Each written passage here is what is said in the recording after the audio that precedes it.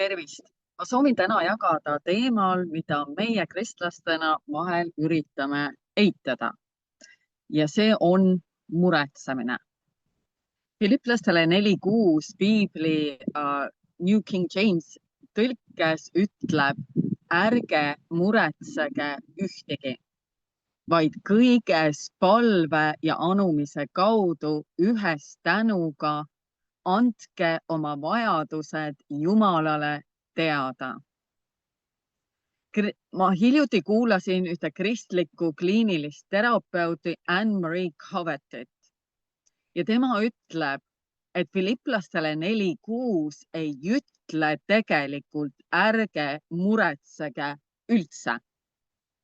Ta ütleb, et selline tegevus pole üldsegi võimalik.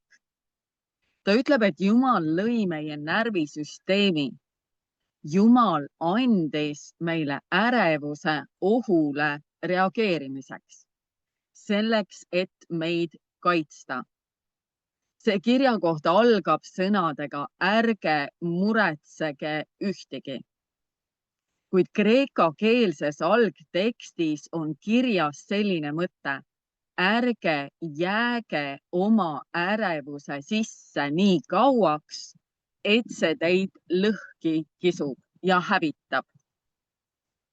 Seega see kirjakoht ei ütle tegelikult vältige ärevust täielikult või ärge üldse eales muretsege, mille kohta ütleb terapeut Covet, et selle järgimine on sõna otseses mõttes võimatu. Mõtle sellele, mis juhtub kellegagi, kes on ärev ja sina lähed ja ütled talle väldi ärevust või lõpeta muretsemine. Sa kasvatad sellega tema ärevuse taset, sest sa lisad tema koormale veel selle, et Jumal ei luba tal olla ärev ega muretseda. Kuid Jumal ei ütle meile siin vältige ärevust täielikult või ärge üldse eales muretsege. Originaaltekstis algab see kirjakoht mõttega ärge jääge oma mure või ärevuse sisse. Ärge laske sellel jõuda punkti, kus see teid lõhki kisub ja hävitab.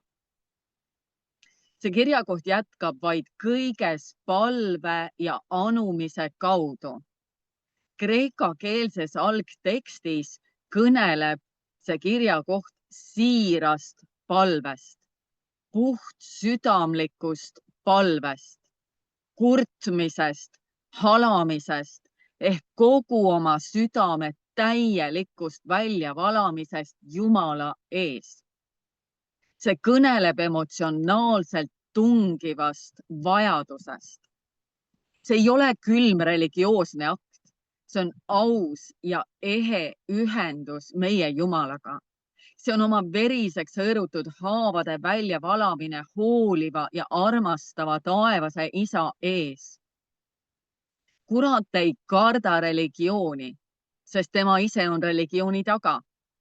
Kuid kurat kardab kristlase ehedat, siirast, puhtsüdamlikku emotsioonide, haavade, valude väljavalamist Jumala ees.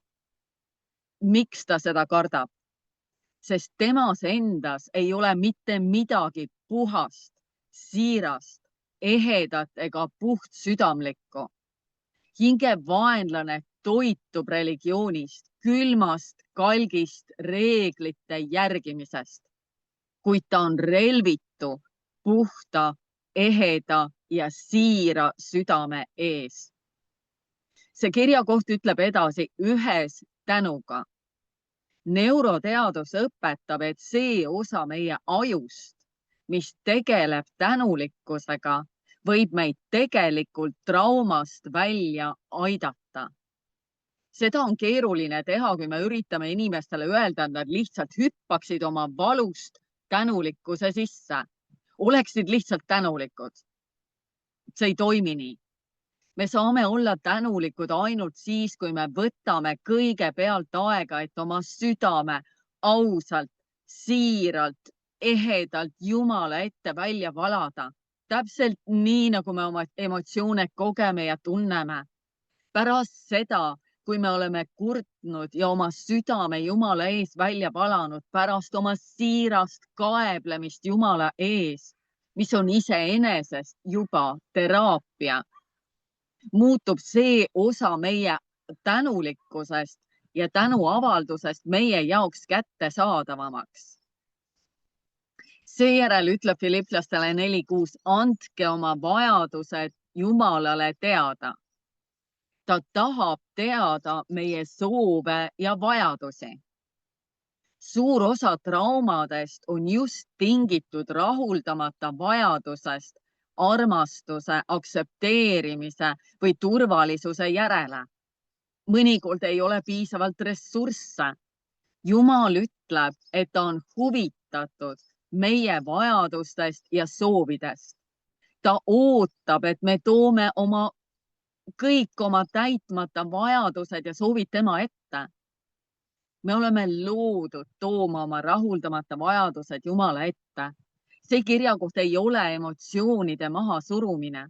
See on kutse luua ehe ja aus ühendus oma armastava Jumalaga. Me kõik teame, et Taavet oli mees Jumala südame järele.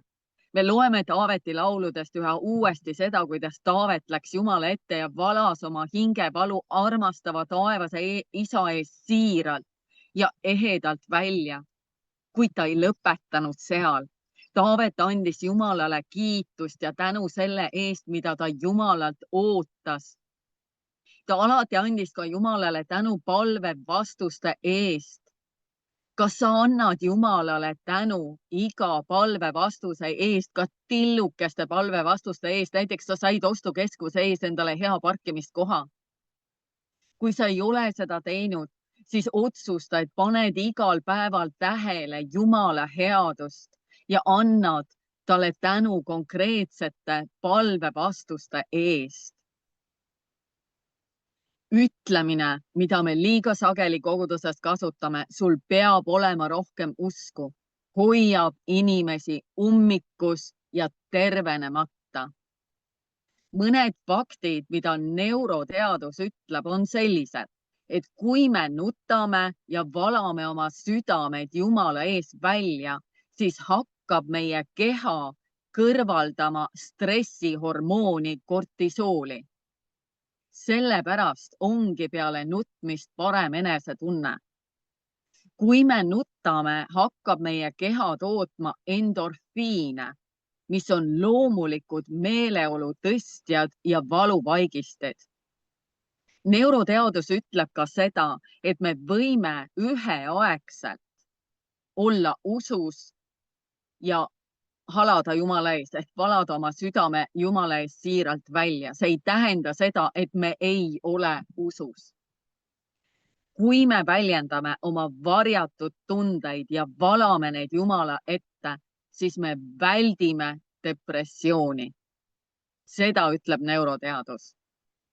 Meil on piiblis terve raamat nimega Nutulaulud ning 1/3 psalmidest on samuti kui nutulaulud. Kas ei kõnele meile Jumala südamest ja sellest, kuidas ta on loonud meie hinge ja keha? Me vajame osata nutta ning oma südame tema ees siiralt välja valada selleks, et hingeliselt ja füüsiliselt terveneda. Seega piibel ei ütle meile, ära üldse ole ärev või sa ei tohi üldse muretseda. Jumala sõna kutsub meid olema ehedad ja siirad oma armastava taevase isa ees. Piibel kutsub meid välja valama oma emotsioone Jumala ees just täpselt nii, nagu me neid tunneme. See toob tervenemise meie kehale ja meie hingele. See on see, kuidas Jumal on loonud meie keha ja meie hinge toimima. Nii et ära pelga minna Jumala ette ja valada oma emotsioonid siiralt tema ees välja. Palun jaga seda videot kõigi nendega, kes on mures, kes on ärevad, kuid nad arvavad, et Jumal ei luba neil muretseda. Julgusta neid selle videoga. Ole ise julgustatud ja ole ehe ja siiras ja aus Jumala ees, sest see on see, mida hingevaenlane kardab, mitte religiooni.